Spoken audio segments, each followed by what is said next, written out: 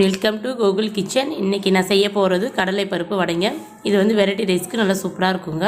நம்ம ஈவினிங் டைமில் டீ குடிக்கும்போது இந்த மாதிரி வடை செஞ்சு கூட வச்சு சாப்பிட்லாங்க. சூப்பராக இருக்குங்க. வாங்க எப்படி செய்யலான்னு பார்க்கலாம். நம்ம வீடியோக்குள்ளே போகிறதுக்கு முன்னாடி நம்ம சேனலை மறக்காமல் சப்ஸ்கிரைப் பண்ணுங்கள். பக்கத்தில் இருக்கிற பில் பட்டன் ஆல் கிளிக் கொடுங்க. 150 கிராம் கடலை பருப்பு எடுத்துருக்கேங்க. 2 மணி நேரம் ஊற வச்சு எடுத்துருக்கேன். நம்மளுக்கு இந்த மாதிரி ஊறினாதாங்க நம்மளுக்கு சாப்பிட நல்லா டேஸ்ட்டாகவும் இருக்கும், ஒரு மொன்று வருங்க. இப்போ மிக்ஸி கப்பில் போட்டுக்கலாங்க.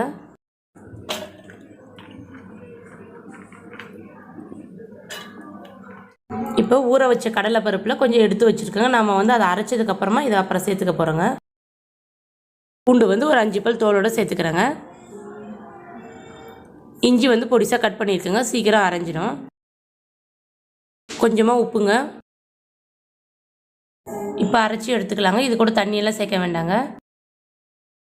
இப்போ அரைச்சி எடுத்தாச்சுங்க. ரொம்ப நைஸாக இல்லைங்க, ஒன்றும் பாதியமாக தான். இந்த அளவுக்கு இருந்தால் தாங்க நல்லாயிருக்கும். இப்போ எடுத்து வச்ச பருப்பை அது கூட சேர்த்துக்கலாங்க. இது கூட பொடிசாக கட் பண்ணி வச்சுருக்க ஒரு வெங்காயம், 3 பச்சை மிளகா பொடிசாக கட் பண்ணி வச்சுருக்கோங்க. அதை இப்போ இது கூட சேர்த்துக்கலாம். பொடிசாக கட் பண்ணி வச்சுருக்க கருவேப்பிலை, மல்லித்தழையும் இப்போ அது கூட சேர்த்துக்கலாங்க. உப்பு கம்மியாக இருந்துச்சுன்னா இப்போவே சேர்த்துக்குங்க.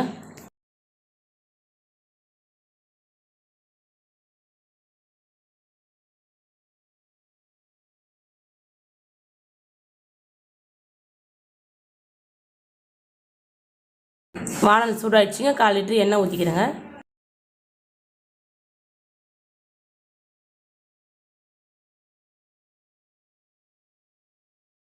எண்ணெய் சூடாகிடுச்சிங்க. இப்போ வந்து வடையை தட்டி எடுத்துக்கலாங்க.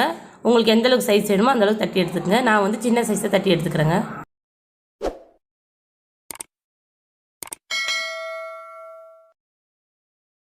அடுப்பு சிம்மில் வச்சு நம்ம வடையை போட்டுக்கலாங்க, இல்லாட்டி உடஞ்சிருங்க.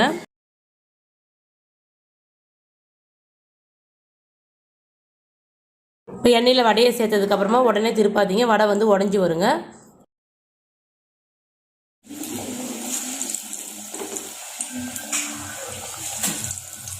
வடையெல்லாம் சேர்த்ததுக்கப்புறமா அடுப்பை கொஞ்சம் ஃபாஸ்ட்டாக வச்சு நம்ம பொரிச்சு எடுத்துக்கலாங்க.